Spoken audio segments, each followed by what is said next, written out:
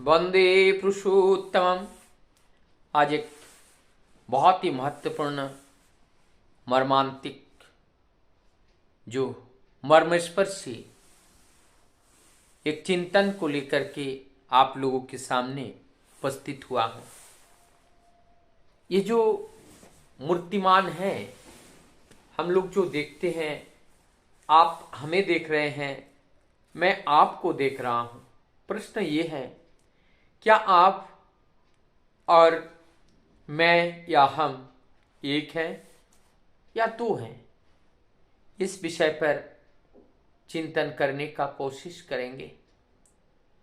हमारे जीवन का अस्तित्व, हमारा जीवन का आधार उस परम सत्य ही है। और जब हमारी परम सत्य ही हमारा जीवन का मूल है, हमारे जीवन का आधार है, वो सत्य के बिना जीवन की कल्पना संभव ही नहीं है। जब तक हम देह में रहते हैं, अहंकार में रहते हैं, एक अहंकार ये है कि हमारा एक रूप बना तो हम एक अस्तित्व में आए और हम कहलाने लगे मैं इंसान हूं। यहाँ पे मैं जुड़ गया। और एक पेड़ है, वो भी जब अस्तित्व में आए तो पेड़ के रूप में, साकार रूप में वो वहां पे उपस्थित हुआ।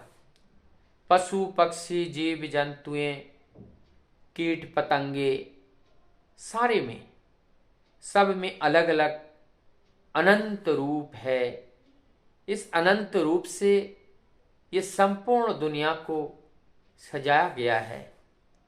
लेकिन क्या मैं, क्या एक कुत्ता, क्या एक बिल्ली, क्या एक चींटी, हम सब एक हैं? हाँ, एक तो है ही है। हम परमपिता के संतान हैं और इस परमपिता ने अपने मन मुताबिक या किस तरह से हमारे जीवन में वो सुख शांति समृद्धि, उस अनंत सुख, उस परम सुख को दे पाए, उसी के हिसाब से उन्होंने रचना किए हैं। हम देखते हैं, बड़े होते हैं, हमारी पहनने के लिए कपड़े की जरूरत, परम पिता ने उसका निर्माण किया।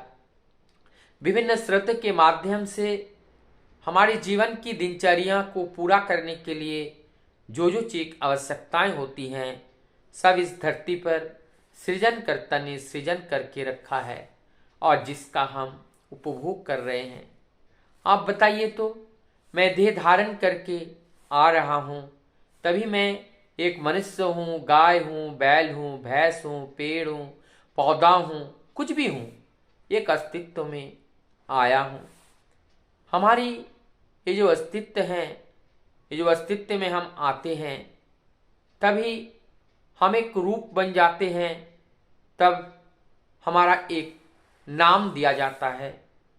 और जब एक एक करके धीरे धीरे जब हमारा ये पंच तत्व का ये देह, जिस दिन इसमें से प्राण निकल जाती हैं, वो शक्ति इसमें से बहिर्गत होता है, तो ये देह मूल्यहीन हो जाते हैं और धीरे धीरे ये देह डिके होने लगते हैं, ये क्षय होने लगते हैं और अंततगतवा जहाँ से आया वहीं पहुँच जाता है।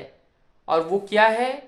चाहे वो पेड़ हो, पौधा हो, मनुष्य हो, जीव हो, जंतु हो, लेकिन ये सब बना हुआ है वो एक ही तत्व से, और वो है पंच तत्व, आकाश अग्नि वायु जल पृथ्वी। इस पंच तत्व से जगत का सृजन हुआ है, प्रकृति का सृजन हुआ है, और उस प्रकृति के हम भी एक पार्ट है। इसलिए जो मैं कहना चाह रहा था, ये हम दो हैं या एक हैं, ये भी समझने के लिए वेदों में जब हम जाते हैं, अद्वैतवादी कुछ कहते हैं, द्वैतवादी कुछ कहते हैं। अगर प्रकृति है और प्रकृति को कोई साक्षी बनी है, इसका मतलब यहाँ पे द्वैत्व बताता है। और जहाँ केवल एक है, अनेक नहीं, वहाँ पर क्या है, वहाँ वहाँ वहाँ द्वैत है, वहाँ द्वैत नहीं है, अद्वैत है, क्योंकि वहाँ एक है। और उस अद्वैत को समझने के लिए ये जो आज का जो विषय है अद्वैत को समर्थन करते हैं। किस तरह से? जैसे हमारा ये देह जब चला जाएगा, हमारे अंदर से वो जो शक्ति है, जो ऊर्जा है, जो एनर्जी है, इस ब्रह्मांड के साथ जब मिल जाती हैं, ठीक उसी ब्रह्मांड से आकर के इस आकार का सृजन किया था, मनुष्य देह को दिया था। लेकिन जब वो निर्गत होता है, ये देह फिर पंच तत्व में विलीन हो जाता है। ठीक इसी प्रकार से जैसे चींटी में से भी प्राण निकल जाते हैं, वो भी पंच तत्व में विलीन हो जाता है। चाहे वो पेड़ हो, पौधे हो, जंगम हो, कुछ भी हो, लेकिन उस पंच तत्व में विलीन हो जाते हैं, उस महासत्ता के साथ विलीन हो जाते हैं। और उस महासत्ता को हम अलग नहीं कर सकते हैं।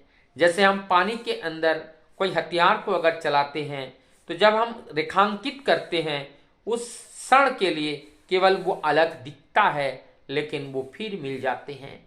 ठीक वैसा ही जब हम साकार में आते हैं, तो अलग अलग रूप धारण करके आते हैं, हम अलग अलग हो जाते हैं। लेकिन इस देह को जैसे ही हम छोड़ते हैं, उस महाआत्मा के साथ हम विलीन हो जाते हैं, उस आत्मा के साथ समा जाते हैं, तो फिर हमारा अस्तित्व ही नहीं रहता है। जिस प्रकार के महासमुद्र का पानी जहाँ जहाँ जाते हैं, उसी के नाम से वो आख्यायित होते हैं। यदि समुद्र का पानी लोटा में हो जाता है, तो लोटे का पानी होते हैं। यदि वो घड़े में है, तो वो घड़े का पानी होता है। यदि वो बाल्टी में है, तो बाल्टी का पानी है।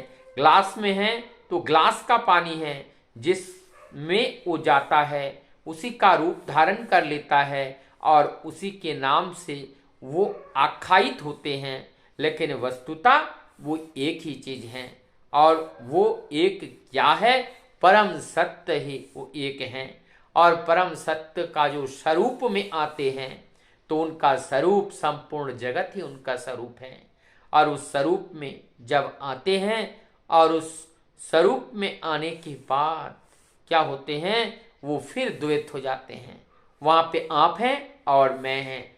और जहाँ द्वैत हो जाता है, वहाँ दुख, कष्ट, दरिद्रता, हिंसा, अहंकार, वो सारी चीज जन्म लेता है। और जब अद्वैत में चले जाते हैं, तो सब भूल जाते हैं।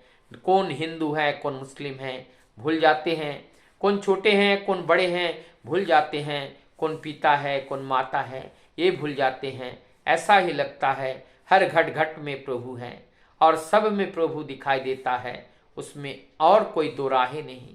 तो ये हैं जो हम द्वैत और अद्वैत, इसमें केवल समझने का फेर है। एक ठीक उसी प्रकार से जिस प्रकार से दो व्यक्ति के बीच में एक पर्दा लगा दिया जाता है, और वो पर्दा ट्रांसपेरेंसी वाली नहीं है, नॉन ट्रांसपेरेंसी वाली स्क्रीन लगा दिया जाता है, एक दूसरे को नहीं देख पाते हैं। लेकिन पर्दा जैसे ही हट जाता है, एक दूसरे को देख पाते हैं। ठीक ऐसा ही जब हम महासत्य के साथ समाहित हो जाते हैं, तो हमारा अस्तित्व उसमें विलीन हो जाते हैं, अलग कोई अस्तित्व नहीं होता है। लेकिन जब तक हम विलीन नहीं होते हैं, तब हमारे अंदर हम अलग रहते हैं, मैंपन आ जाता है, एक अहंकार आ जाता है, और हम एक अलग अस्तित्व अपने आप को दिखाने की कोशिश करते हैं। लेकिन ऐसा नहीं है, परम सत्य ही एक है, और वो सत्य सनातन है, वही आदि है, वही अंत है, सब कुछ वही है। और इसीलिए हम जब शरीर में आते हैं, अहंकार वश हम किसी की क्षति ना करें, सबको उपकार करें, क्योंकि जब तक हम उपकार नहीं करेंगे, परम पिता की दया हमारे ऊपर वर्षण नहीं हो पाती।